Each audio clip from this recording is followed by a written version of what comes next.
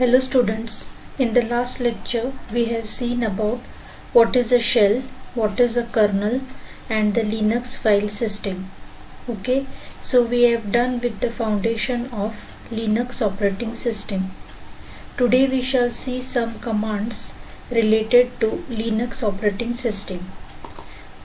So the first thing which we are going to see is login. Linux is security conscious and can be used only by those persons who maintain account with the computer system. The list of account is maintained separately in the computer. The system can be used by many users. Someone has to be given charge of administration of the system. This person is known as the system administrator, and he is the person who will grant you the authority to use the system. Until and unless you have an account on the Linux operating system, you will not be able to use the machine. He opens an account with a name for your use and gives a password that you have to enter when the system prompts you for. When you are logged in as the username root, you are referred to as the super user and have extraordinary privileges. The system administrator is known as the super user. When you start the machine and you are using the Linux operating system for the first time, you have to give the username root, and this can be given only by the super user, that is the system administrator. You can read from or write to any file on the system. You can execute programs that ordinary users cannot. So if you are a super user, you can read from or write to any file on the system. You can execute programs that ordinary users cannot. The system administrator knows the root password and maintains the system. So the system administrator or the super user will give accounts to users, will give passwords, and he maintains the whole system. So whenever you want to use a system which is on network, first you have to tell the super user to create an account, then only you will be able to use the system. The login name and password is case sensitive. Since many people can use the Linux operating system at the same time, it must be able to differentiate between other users. So the login name and password is case sensitive. The login program is used to establish a new session with the system. So when you log in to the Linux operating system, a new session will be started. The session will have the beginning time and the ending time.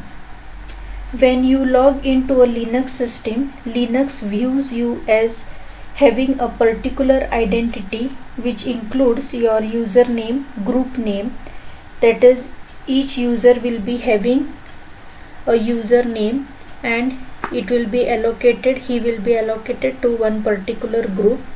This user name will be having one unique user ID, and this group name will be having a unique group ID. Linux also keeps track of your login session. It knows when you logged in, how long you have been idle, and to where you logged in from. So this Linux operating system keeps a track of when you had logged in. The date and time is maintained in the log files. What processes you were executing, how long you were idle, and when you logged out from the system.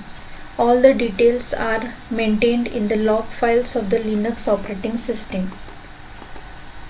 To find out information about your identity, use the id command.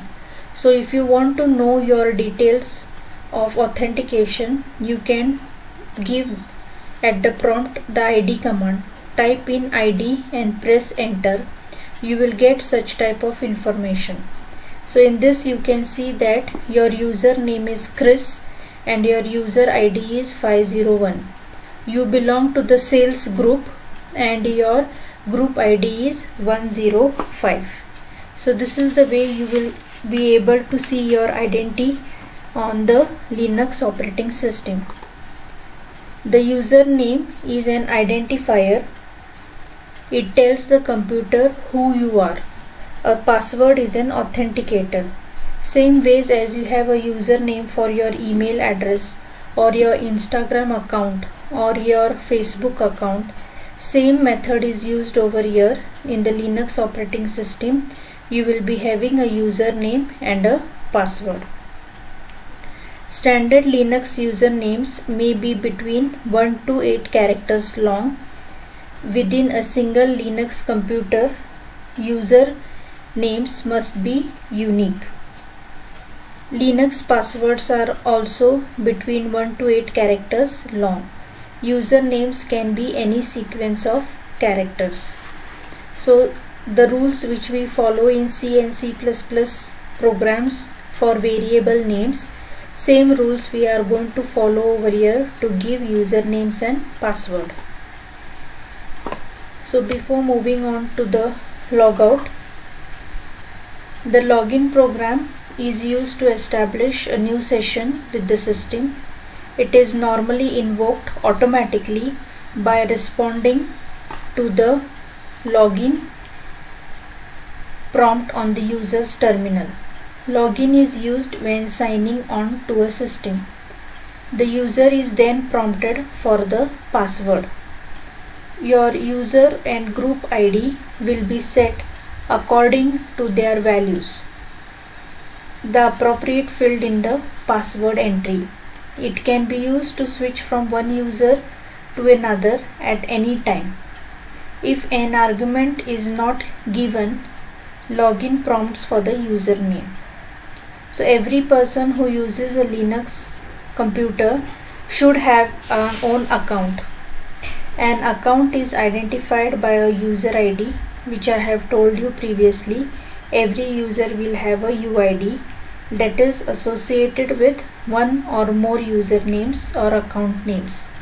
Each account also has a secret password associated with it, which prevents unauthorized use. We need to know both our username and password to log in into a Linux system. It is to prove to the operating system that you are who you claim to be. A single person can have more than one Linux account on the same computer. Each account would have its own username. Many Linux systems today allow usernames that are longer, but we have seen we will mostly use the new usernames between 1 to 8 characters long. No two users can have the same name.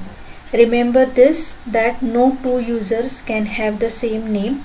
The username should be unique. Most Linux systems now allow longer passwords as well. Longer passwords are generally more secure because they are harder to guess. A username can be any sequence of characters. So login is a very important thing. Before you start using the Linux computer, you have to log in, give in your username and password allocated by the super user. Next we'll move on to the second, that is logout. When you finish using the shell, type the exit or logout command. When at the bash prompt, if you type exit or logout, you will come out of your shell. A successful logout will stop running foreground and background processes, and you will have to separately then shut down the machine.